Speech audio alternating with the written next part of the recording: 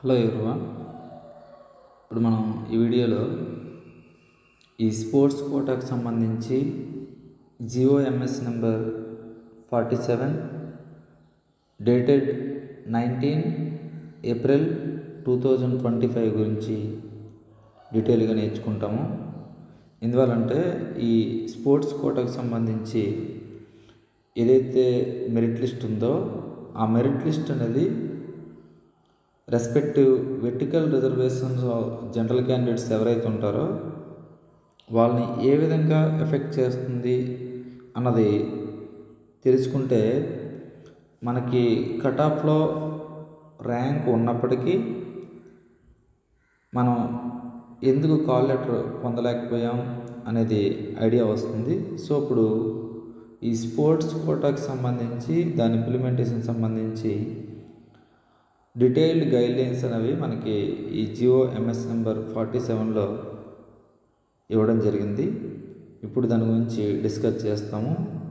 ఇది అయిపోయిన తర్వాత ఈ GOMS నెంబర్ 47 తర్వాత ఏ విధంగా జనరల్ క్యాండిడేట్స్కి నెగిటివ్ ఇంపాక్ట్ చూపిస్తుంది అనేది కూడా అనాలిసిస్ చేస్తాము. ఫస్ట్ ఈ GOMS నెంబర్ 47 అనేది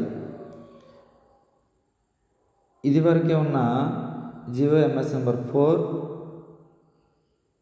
youth affairs tourism and culture డిపార్ట్మెంట్కి సంబంధించి దీన్ని అడ్జస్ట్ చేస్తూ 19/4/2025 దీన్ని రిలీజ్ చేయడం జరిగింది. ఇది ఇక్కడ అప్పటి వరకు ఉన్న జీవోస్ ఏవైతే ఉన్నాయో వాటిని సూపర్సీడ్ అంటే వాటి ప్లేస్లో ఇవి రీప్లేస్ అవుతాయి. వాటిని సూపర్సీడ్ చేస్తూ స్పోర్ట్స్ వాళ్ళకి 3% హారిజాంటల్ రిజర్వేషన్ ఇంప్లిమెంట్ చేయడం కోసం దీన్ని ఇవ్వడం జరిగింది. ఈ 3% హారిజాంటల్ రిజర్వేషన్ అనేది ఏ సెక్టార్స్ లేదా ఏ డిపార్ట్మెంట్స్ ఇంప్లిమెంట్ చేయాల్సి ఉంటుందంటే all government departments, local bodies, public sector undertakings and uniform services. ఇక్కడ యూనిఫామ్ సర్వీసెస్ అంటే police, excise and forest department, ఇవన్నీ కూడా మనకి యూనిఫామ్ సర్వీసెస్లోకి వస్తాయి. వీటిలో కూడా ఈ స్పోర్ట్స్ కోటాని ఇంప్లిమెంట్ చేయాల్సి ఉంటుంది. అలాగే ఈ 3% రిజర్వేషన్ హారిజాంటల్ రిజర్వేషన్ ఏదైతే ఉందో దానికి ఫైనాన్స్ డిపార్ట్మెంట్ యొక్క కాంకరెన్స్ కూడా తీసుకోవడం జరిగింది. ఈ ప్రాసెస్ అనేది పైన ఇచ్చిన ఈ GOMS నెంబర్ నోటిఫికేషన్ ప్రకారం ఏ విధంగా అడాప్ట్ చేయబడుతుందంటే without requiring any competitive exam, అంటే ఈ కాంపిటేటివ్ ఎగ్జామ్కి అటెండ్ కాకుండానే ఈ స్పోర్ట్స్ పర్సన్ మెరిటోరియస్ కోటా ఏదైతే ఉందో దాన్ని ఇంప్లిమెంట్ చేయడం జరుగుతుంది. దానికి తగిన విధంగా necessary amendments to AP state subordinate service rules 1996కి అమెండ్మెంట్ చేయడం జరిగింది. ఇది దేని ఆధారంగా అంటే ఆర్టికల్ 309 ప్రకారం గవర్నర్కి ఈ డైరెక్ట్ రిక్రూట్మెంట్ సంబంధించి క్వాలిఫికేషన్స్ కానీ, ఎగ్జామినేషన్ సిస్టమ్ కానీ, ప్రొసీజర్ కానీ ఇవి ఏవైతే ఉంటాయో వాటిని అమెండ్ చేయడానికి ఆర్టికల్ 309 ప్రకారం గవర్నర్కి రైట్ ఉంటుంది. ఆ రైట్ ఆధారంగా ఈ అమెండ్మెంట్ చేసి గెజిట్ అనేది రిలీజ్ చేయడం జరిగింది. గెజిట్ అంటే కొన్ని రూల్స్ని ఫ్రేమ్ చేస్తూ గవర్నమెంట్ రిలీజ్ చేసిన ఒక పబ్లికేషన్, దీన్ని గెజిట్ అని అంటాం. It is permanent in nature, అంటే ఇది శాశ్వతంగా ఈ జీవో అనేది మరొక సవరణ జరిగే వరకు ఈ జీవో అనేది ఫోర్స్లో ఉంటుంది. ఇందులో మనకి ఈ మెరిటోరియస్ స్పోర్ట్స్ పర్సన్ డెఫినేషన్ చూస్తే మెరిటోరియస్ స్పోర్ట్స్ పర్సన్ అనేవాళ్ళు స్టేట్కి కానీ లేదా కంట్రీకి కానీ రిప్రజెంట్ చేయాలి. అలా రిప్రజెంట్ చేసేటప్పుడు అక్కడ కండక్ట్ చేసే ఈవెంట్స్ అంటే ఇంటర్ యూనివర్సిటీ టోర్నమెంట్స్ కానీ లేదా ఇంటర్ యూనివర్సిటీ బోర్డ్స్ ఏవైతే ఉంటాయో అవి కండక్ట్ చేసిన గేమ్స్లో కానీ ఇంటర్నేషనల్ కాంపిటెన్సీస్లో కానీ లేదా నేషనల్ కాంపిటెన్సీస్లో కానీ వాళ్ళు రెస్పెక్టివ్ స్టేట్ని కానీ లేదా మన కంట్రీని కానీ రిప్రజెంట్ చేసే విధంగా ఉండాలి.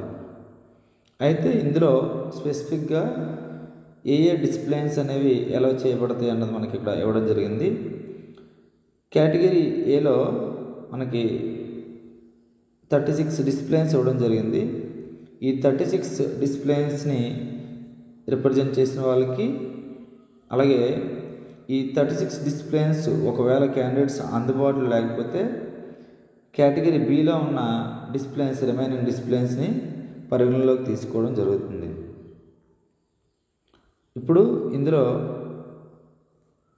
నెక్స్ట్ ఇంపార్టెంట్ పాయింట్ ఏంటంటే ఈ గైడ్లైన్స్లోనే the eligibility criteria based on tournament medals for the senior level competitions or sports for employment are listed in serial number 7. మనం సీరియల్ నెంబరు 6, 7 అండ్ 8 వీటి గురించి నెక్స్ట్ డిస్కస్ చేస్తాము. అందులో ఏ విధంగా ఈ పాయింట్స్ అనేవి వాళ్ళు రిప్రజెంట్ చేసిన ఈవెంట్ యొక్క లెవెల్ని బట్టి డిసైడ్ చేయబడుతుందని డిస్కస్ చేస్తాము. నెక్స్ట్ ఈ మెరిటోరియస్ స్పోర్ట్స్ పర్సన్స్ ఎవరైతే ఉన్నారో వాళ్ళు డెఫినెట్గా కావలసిన అకాడమిక్ క్వాలిఫికేషన్స్ కానీ లేదా ఫిజికల్ స్టాండర్డ్స్ కానీ ఏజ్ లిమిట్ క్రైటీరియా కానీ ప్రియర్ ఎక్స్పీరియన్స్ కానీ టెక్నికల్ క్వాలిఫికేషన్స్ ఇలాగ ఏవైతే ఉంటాయో వాటిని మీట్ అవ్వాల్సి ఉంటుంది. ఆ పోస్టుకి తగ్గట్టుగా అంటే వీళ్ళు ఏదైతే పోస్ట్కి అప్లై చేస్తున్నారో ఆ పోస్టుకి తగిన క్వాలిఫికేషన్స్ లేదా టెక్నికల్ క్వాలిఫికేషన్స్ ఇవన్నీ కూడా మీట్ అవ్వాల్సి ఉంటుంది. అయితే ఇక్కడ మనకి ఫిజికల్ ఎడ్యుకేషన్ లేదా స్పోర్ట్స్ ట్రైనింగ్లో పోస్టులు కానీ లేదా ఫిజికల్ ఎడ్యుకేషన్ టీచర్కి కోచెస్కి ఏవైతే నెసెసరీ క్వాలిఫికేషన్స్ ఉండాలో ఆ క్వాలిఫికేషన్స్ నుండి టెంపరీగా మినహాయింపు ఇవ్వడం జరిగింది. ఫర్ ఎగ్జాంపుల్ ఫిజికల్ ఎడ్యుకేషన్ టీచర్కి ఈ bachelor of physical education course ఏదైతే ఉందో లేదా diploma in coaching NIS regular qualification ఏదైతే ఉందో వాటిని పొందకుండా ఇప్పుడు డైరెక్ట్గా ఈ బీపీటీకి సంబంధించి పోస్టులు ఏవైతే ఉన్నాయో వాటికి అప్లై చేయడానికి వాళ్ళు ఎలిజిబుల్. అయితే ఈ రిలాక్సేషన్ అన్నది టెంపరీ రిలాక్సేషన్ మాత్రమే. మళ్ళీ వాళ్ళు వితిన్ 5 ఇయర్స్లో వాళ్ళు దానికి సంబంధించిన క్వాలిఫికేషను గెయిన్ చేయాల్సి ఉంటుంది. ఈ విధంగా ఎందుకు ఈ రిలాక్సేషను ఇవ్వడం జరిగిందంటే ఈ స్పోర్ట్స్ని మరింత డైరెక్ట్ ఎక్స్పీరియన్స్ క్యాండిడేట్స్ ఎవరైతే ఉన్నారో వాళ్ళ ద్వారా ఆ స్పోర్ట్స్ని ఎంకరేజ్ చేయడం కోసం టెంపరీ రిలాక్సేషన్ అనేది ఇవ్వడం జరిగింది. నెక్స్ట్ ఈ స్పోర్ట్స్ కేటగిరీకి సంబంధించి ఈ స్పోర్ట్స్ ద్వారా ఏదైనా ఒక హయ్యర్ లెవెల్ పోస్ట్కి ఎలిజిబుల్ అయితే వాళ్ళు ఆటోమేటిక్గా దానికి సంబంధించి లోవర్ లెవెల్ కేటగిరీ పోస్ట్స్ ఏవైతే ఉంటాయో వాటికి కూడా ఎలిజిబుల్ అవుతారు. For example A sports person who is eligible for the post in Group 1 services will also be eligible for posts in Group 2 and Group 3 services. అంటే Group 1 సర్వీసెస్ ఏవైతే ఉంటాయో వాటికి eligible అయిన పర్సను Group 2, Group 3 సర్వీసెస్లో ఉన్న పోస్టులు కూడా eligible అవుతారు.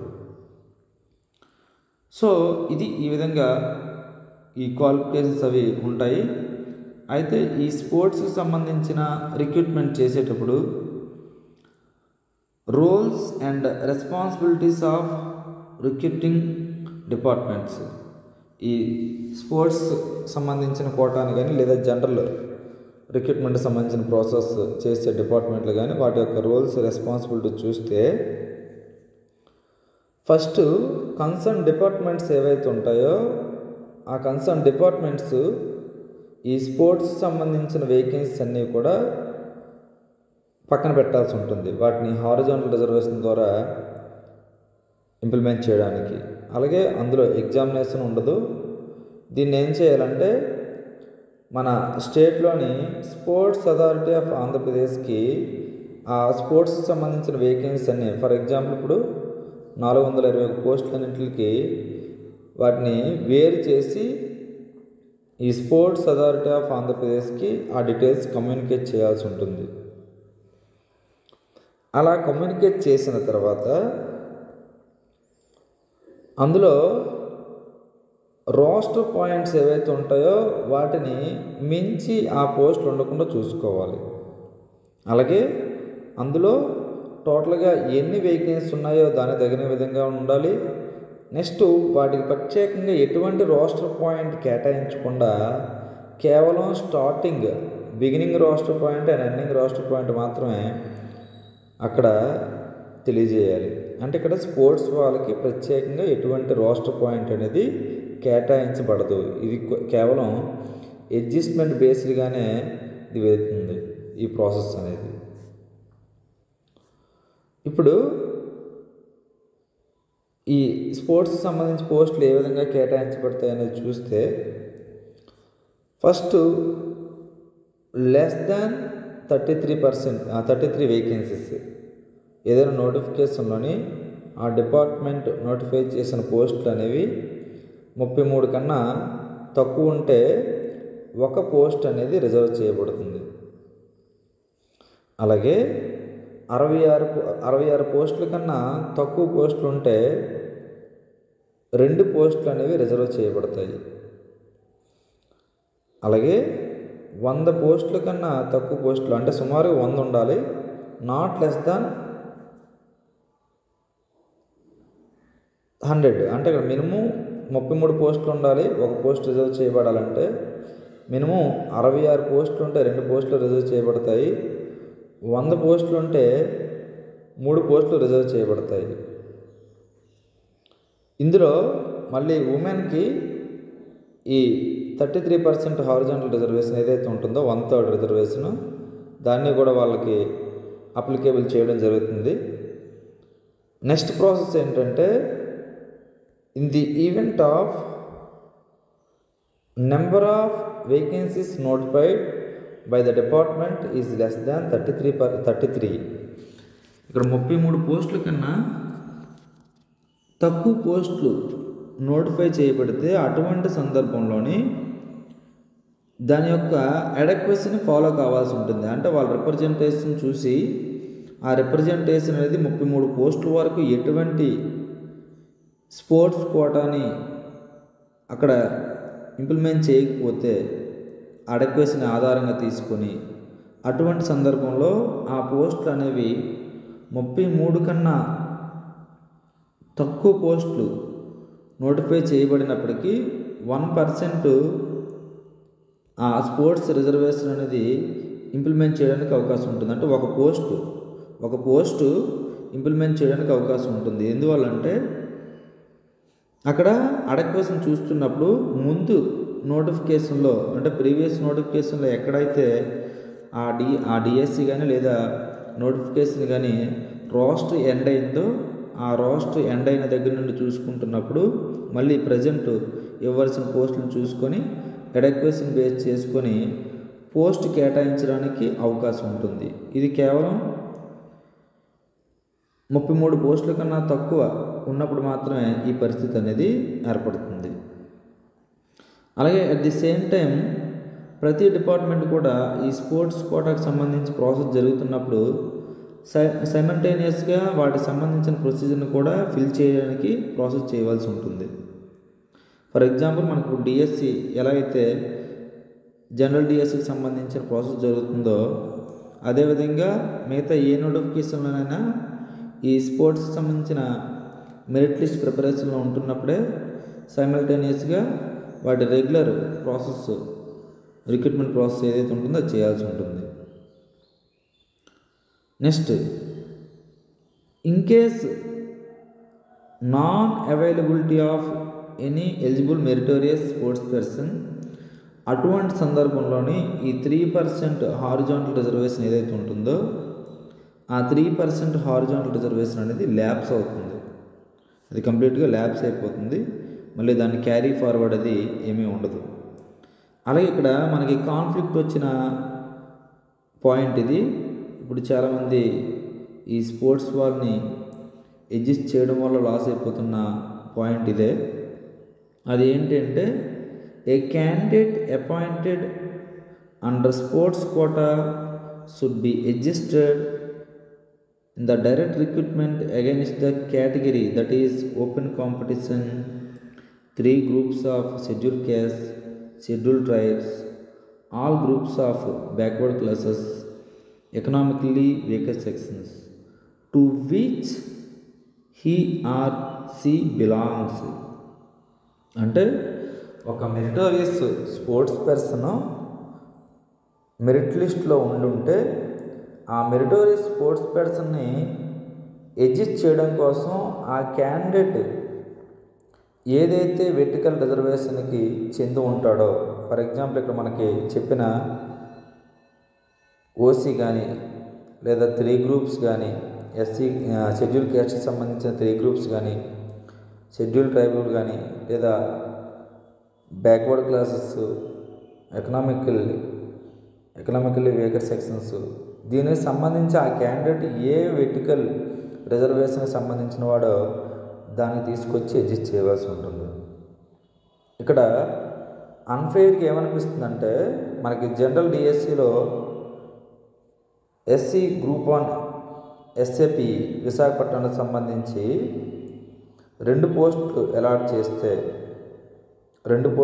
చేస్తే అక్కడ ఏం జరిగిందంటే అందులో ఒక పోస్ట్ని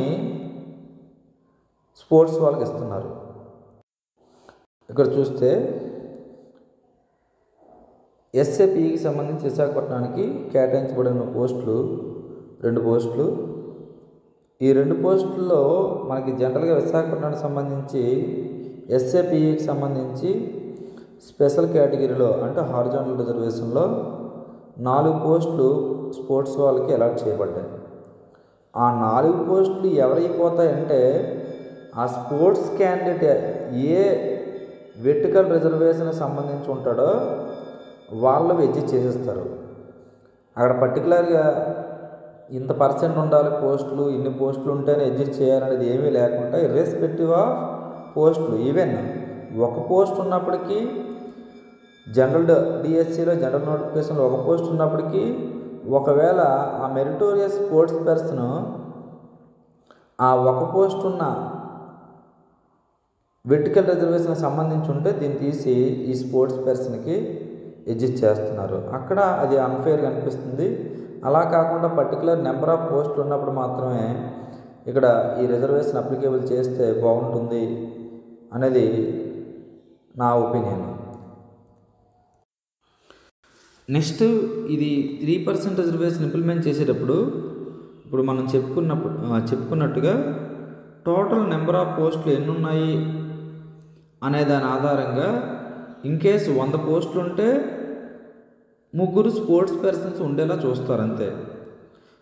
ఒకవేళ 66 పోస్టులు మినిమం, నాట్ లెస్ దాన్ 66, 66 పోస్టులు మినిమం ఉంటే 2 పోస్టులు స్పోర్ట్స్ వాళ్ళకి కేటాయిస్తారు అంతే తప్ప ఆ రెస్పెక్టివ్ వెర్టికల్ కేటగిరీలో ఎన్ని పోస్టులు ఉన్నాయన్నది సంబంధం లేదు. మీకు ఆల్రెడీ చెప్పినట్టుగా ఒక ఎస్టీకి సంబంధించి వాళ్ళకి జనరల్గా ఒక పోస్ట్ కేటాయించబడింది జనరల్ డిఎస్సిలో. ఇది ఎగ్జాంపుల్గా చెప్తున్నాను.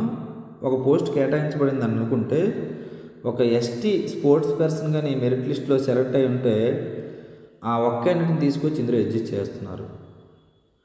ఈ విధంగా జనరల్ వాళ్ళు లాస్ అయిపోవడానికి అవకాశం ఉంటుంది. ఇది ఇక్కడ మనకి కాన్ఫ్లిక్ట్ వచ్చిన పాయింట్ ఇదే. నెక్స్ట్ చూస్తే ఇందులో కమిటీ యొక్క రెస్పాన్సిబిలిటీస్ ఏంటో చూస్తే first to verify medal and participation in the competition, place achieved by across verification of additional documents such as photographs, official notices, press releases, ఇలాంటివన్నీ కూడా ఆ క్యాండిడేట్ సంబంధించి, స్పోర్ట్స్ క్యాండిడేట్ సంబంధించి ఈ కమిటీ వాళ్ళు వెరిఫై చేయవలసి ఉంటుంది. Next, to verify as to whether the organisation that issued the sports certificate is recognised by appropriate sports governing body. అంటే ఇక్కడ స్పోర్ట్స్ సర్టిఫికేట్ ఇష్యూ చేసే ఈ ఆర్గనైజేషన్ కానీ అసోసియేషన్స్ కానీ ఏవైతే ఉంటాయో అవి స్పోర్ట్స్ మినిస్ట్రీ చేత కానీ లేదా స్పోర్ట్స్ డిపార్ట్మెంట్ చేత కానీ రికగ్నైజ్ చేయబడ్డాయా లేదా చూసుకోవాలి, ఈ కమిటీ ఏదైతే ఫామ్ అయిందో ఆ కమిటీ. అలాగే ఒకవేళ అన్రికగ్నైజ్డ్ లేదా అన్అఫిలియేటెడ్ ఆర్గనైజేషన్స్ కానీ అవి సర్టిఫికేట్ ఇష్యూ చేసి ఉంటే అలాంటప్పుడు ఆ సర్టిఫికేట్స్ అనేవి ఇన్వాలిడ్ అవుతాయి. ఇది ఇంపార్టెంట్ పాయింట్. నెక్స్ట్, ఈ స్క్రీనింగ్ టీం ఏదైతే ఉంటుందో ఆ స్క్రీనింగ్ కమిటీ ఏం చేయాలంటే అప్లికేషన్లు తీసుకున్న తర్వాత ప్రిలిమినరీ మెరిట్ లిస్ట్ని పబ్లిష్ చేయాల్సి ఉంటుంది వెబ్సైట్లోని. మనకైతే సాప్ వెబ్సైట్లోని ఏపీ స్పోర్ట్స్ డిఎస్సి వెబ్సైట్లోని మెరిట్ లిస్ట్ని ప్రకటించడం జరిగింది.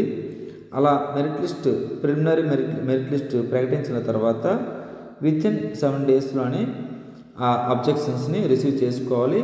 రిసీవ్ చేసుకుని ఒకవేళ ఎవరినైనా సరే ఇనెలిజిబుల్ చేస్తే దానికి సంబంధించిన కారణాన్ని కూడా డిస్పోజ్ చేయాల్సి ఉంటుంది. ఈ విధంగా ఈ అప్లికేషన్స్ రిసీవ్ చేసుకున్న టైం నుండి వితిన్ 30 డేస్లోని ఈ స్పోర్ట్స్ సంబంధించిన ఫైనల్ మెరిట్ లిస్ట్ అనేది సిద్ధం చేయాల్సి ఉంటుంది. అలా సిద్ధం చేసిన ఫైనల్ మెరిట్ లిస్ట్ని స్టేట్ లెవెల్ కమిటీకి దాన్ని కమ్యూనికేట్ చేయాలి. అంటే దాని ఆధారంగానే నెక్స్ట్ సెలక్షన్ లిస్ట్ కానీ లేదా ఈ కాల్ లెటర్స్ కానీ మనకి వచ్చాయి కాబట్టి దాన్ని కమ్యూనికేట్ చేస్తేనే నెక్స్ట్ ప్రాసెస్ అనేది స్టార్ట్ అవుతుంది. ఇది ఇంపార్టెంట్ పాయింట్. నెక్స్ట్ పాయింట్ ఏంటంటే at any point of time it comes to the notice of the competent authority. అంటే ఏదైనా స్పోర్ట్స్ సర్టిఫికేటు ఫ్రాడ్లెంట్గా ఒక స్పోర్ట్స్ అసోసియేషన్ కానీ ఫెడరేషన్ కానీ ఇష్యూ చేసిందని తెలిస్తే అటువంటి స్పోర్ట్స్ అసోసియేషన్ లేదా ఫెడరేషన్ మీద క్రిమినల్ యాక్షన్ అనేది లేదా తీసుకోవడం జరుగుతుంది. Next, forms issued by sports federation or association other than those recognised by ministry of sports, youth welfare, government of India, sports authority of India, sports authority of Andhra Pradesh shall not be considered. అంటే ఈ forms certificates ఏవైతే ఉంటాయో అవి ఈ ministry of sports, youth affairs, government of India, sports authority of India, sports authority of Andhra Pradesh చేత కాకుండా వేరే ఏవైనా ఇష్యూ చేసి ఉంటే అటువంటి వాటిని కన్సిడర్ చేయబడవు. నెక్స్ట్, ఈ స్పోర్ట్స్ క్యాండిడేట్ ఎవరైతే ఉన్నారో ఆ స్పోర్ట్స్ క్యాండిడేటు తను సెలెక్ట్ అయిన తర్వాత ఈ ప్రాసెస్లో కానీ లేదా జాబ్ వచ్చిన తర్వాత కానీ ఏ పాయింట్ ఆఫ్ టైంలోనైనా తను తీసుకున్న స్పోర్ట్స్ సర్టిఫికేటు ఇన్వాలిడ్, ఫేక్ లేదా ఫ్రాడ్యులెంట్ మీన్స్లో తీసుకున్నాడని తెలిస్తే అటువంటి సందర్భంలో ఆ క్యాండిడేట్ యొక్క పోస్ట్ని లేదా ఉద్యోగాన్ని టెర్మినేట్ చేయడం జరుగుతుంది. అక్కడ మనకి క్లియర్గా ఇవ్వడం జరిగింది. ఏమని ఇవ్వడం జరిగిందంటే ఎట్ ది ఎనీ స్టేజ్, ఏ స్టేజ్లోనైనా అంటే ఉద్యోగం వచ్చిన తర్వాత కూడా వీళ్ళు తీసుకున్న సర్టిఫికేట్ ఫ్రాడ్యులెంట్ మీన్స్లో తీసుకున్నారని తెలిస్తే వాళ్ళని టెర్మినేట్, నాట్ సస్పెండ్ కాదు, పూర్తిగా ఉద్యోగాన్ని తీయడం జరుగుతుంది. నెక్స్ట్, ఇక్కడ క్యాండిడేటు తను ఈ స్పోర్ట్స్ డిఎస్సి కానీ లేదా స్పోర్ట్స్ కోటాలో కానీ అప్లికేషన్ పెట్టేటప్పుడు డిక్లరేషన్ ఇవ్వాల్సి ఉంటుంది పర్టికులర్ ఫార్మాట్లోని. ఆ ఫార్మాట్లో ఇచ్చిన డిక్లరేషన్ ఏంటంటే అది ఏవైనా తప్పని మీకు అనిపించినట్లయితే లేదా తప్పు అయినట్లయితే అటువంటి సందర్భంలోని నా మీద మీరు ఏదైనా క్రిమినల్ లేదా డిసిప్లినరీ యాక్షన్ తీసుకోవడానికి నేను అర్హుణ్ణి అని చెప్పి ఈ స్పోర్ట్స్ క్యాండిడేట్లు అందరూ కూడా డిక్లరేషన్ ఇవ్వాల్సి ఉంటుంది. సో అది ఏమైనా వీళ్ళు రూల్స్ వైలేట్ చేస్తే తర్వాత ఈ క్రిమినల్ యాక్షన్ కానీ లీగల్ యాక్షన్ కానీ తీసుకోవడానికి అవకాశం ఉంటుంది. నెక్స్ట్ ఇంకో పాయింట్ ఏంటంటే, ఒకవేళ ఏదైనా క్యాండిడేట్ సెలెక్ట్ అయిన తర్వాత ఆ క్యాండిడేట్ ఏ డిపార్ట్మెంట్కి అయితే సెలెక్ట్ అయ్యాడో ఆ డిపార్ట్మెంట్కి కనీసం 10 సంవత్సరాల పాటు రిప్రజెంట్ చేయాల్సి ఉంటుంది. ఆ డిపార్ట్మెంట్ తరపున ఆడవలసి ఉంటుంది. అలాగే పర్టికులర్ స్టేట్ అండ్ నేషనల్ లేదా ఇంటర్నేషనల్ లెవెల్స్లోనే ఆ స్టేట్లనే రిప్రజెంట్ చేయాల్సి ఉంటుంది. ఇది ప్రొసీజర్. అలాగే ఈ మెరిటోరియస్ స్పోర్ట్స్ పర్సన్ మన ఆంధ్రప్రదేశ్ తరఫున రిప్రజెంట్ చేయాలి. ఒకవేళ సబ్ నేషనల్ లెవెల్లోనైతే ఆ విధంగా, లేదా ఇంటర్నేషనల్ లెవెల్లోనైతే మన ఆంధ్రప్రదేశ్నే రిప్రజెంట్ చేయాల్సి ఉంటుంది, ఇండియాని రిప్రజెంట్ చేయాల్సి ఉంటుంది. ఇది ప్రొసీజరు. Thank you.